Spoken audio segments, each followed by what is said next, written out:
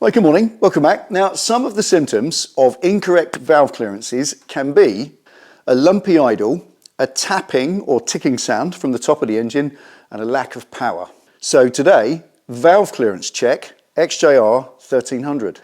Let's go. All right, first job, take the seat off. Disconnect the battery.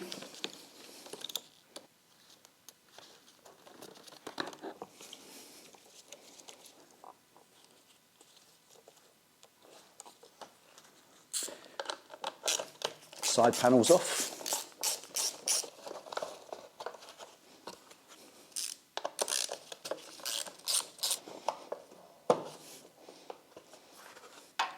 Fuel tank off.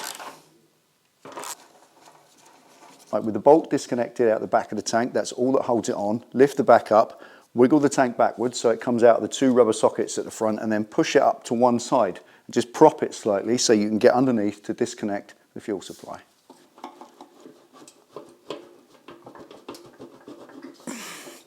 Have a wiggle.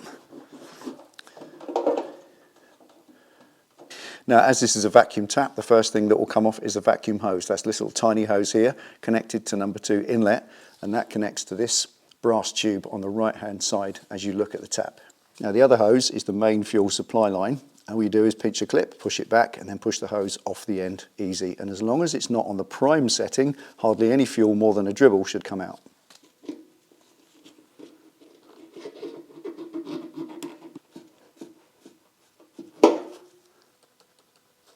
And finally, there are 2 overflow hoses up under the back of the tank. Just pull those off, and then the last thing is disconnect the power to the fuel gauge.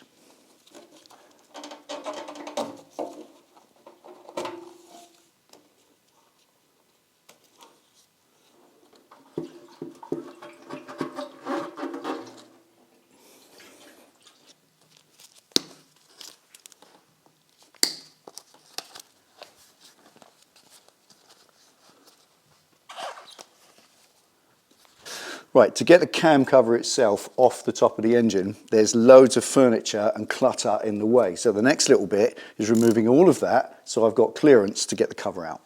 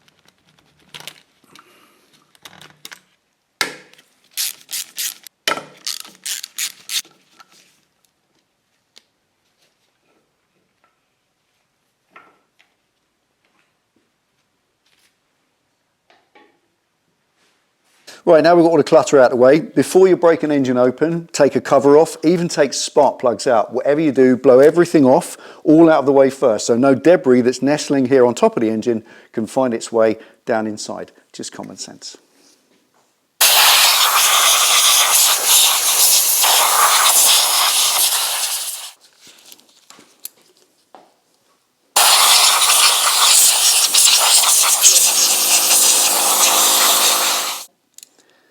Right, when you're breaking the bolts free on the cam cover, it's not as critical as a cylinder head, but it's still a sensible idea to do them in a star pattern as you would normally do any big casing. So that means the 4 in the centre in a cross pattern, then the 4 on the outside in a cross pattern.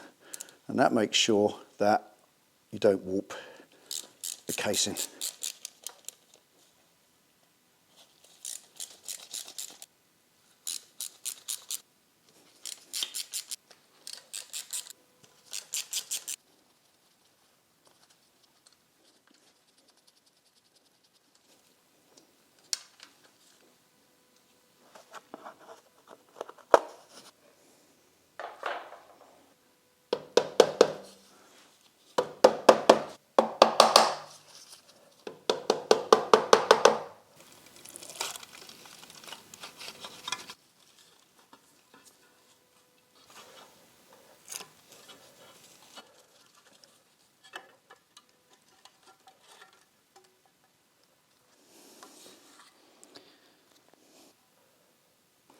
Here's an opportunity just to demonstrate something.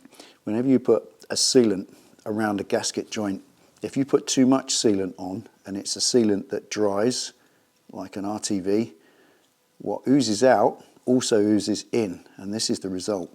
This is oozed inside, and there it is, look, inside the engine. Now that piece is okay because we've got hold of it, but if that breaks free, floats around your engine, and if it collects in any real quantity on the oil strainer down in the bottom of the engine as it flows round, then it bungs up the oil strainer, starves the engine of oil. So whenever you put sealant on a gasket joint, use as little as you possibly can to get it to seal, and along with a new gasket, it pretty much always should.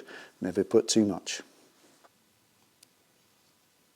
Right, we need to turn the engine over for this process, so it pays to crack the spark plugs just to allow the pressure to release slightly so the engine is easier to turn over during the process.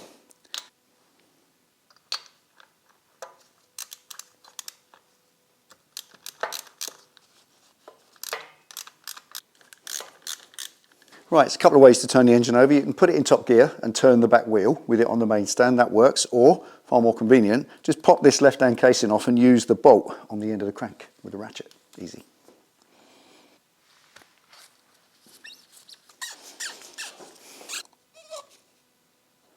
Right, all the work so far has been to get to this point. So now I can measure the clearance between the cam lobe and the shim here. This little gap in there. And it's measured by rotating the engine until the crown of the cam here is pointing away from the shim, allowing it to close completely, then producing the gap for you to measure. All right, and this first one on the inlet side, its specification is between 4 and 6 thousandths of an inch. So let's take 6 thou, see what that goes in the gap. Won't go in. Let's check the 4. Ooh. Nope. 4 doesn't go in, so that's definitely under spec. Let's check a 3. There's a 3 thou. Nope. Ah, there. Let's check a 1.5 thou. Almost, but it still won't go through. So, first one, that is 1 thou.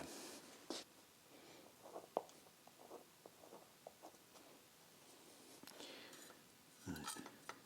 6, nope. Go straight to 3. Nope. Let's try that 1.5. Nope. Same again. That's it.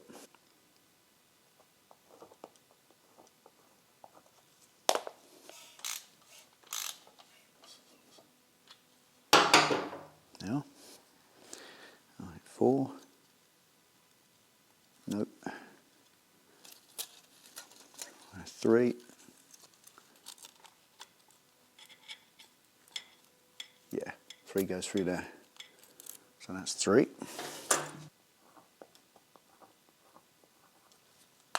3 don't fit. Nor does 1.5.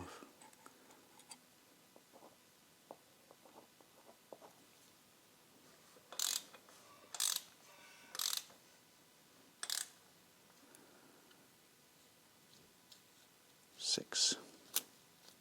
Perfect fit for a 6. Nope. 4.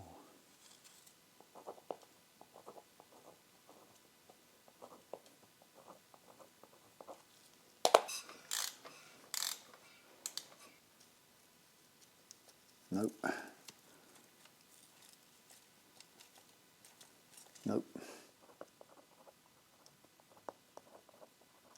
Okay.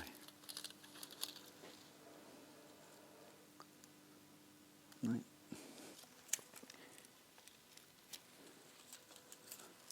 Nope.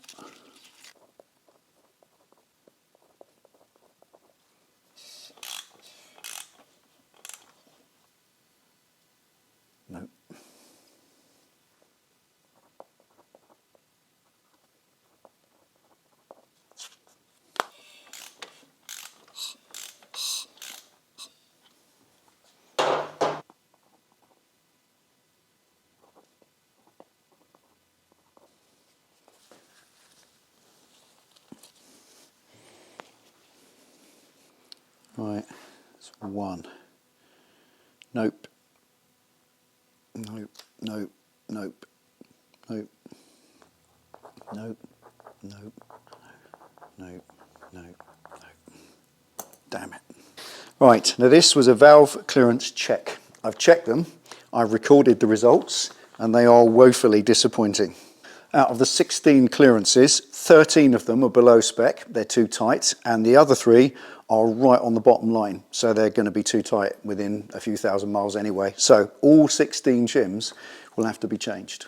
Now this was always going to be a 2-part project. This was a valve clearance check. I've done that. If you check yours, this is all you need to do. If they're all within factory spec, you put the lid on and you go ride your bike. But unfortunately, I've got some work to do. And also it means I've got to order some shims. So I've got to find out what size shims are in there, work out what size I need to replace them with, order them. When they arrive, we'll make a video of showing you how to fit them. Anyway, that's it for today. Thank you for watching. Take it easy, ride safe. I'll see you next time.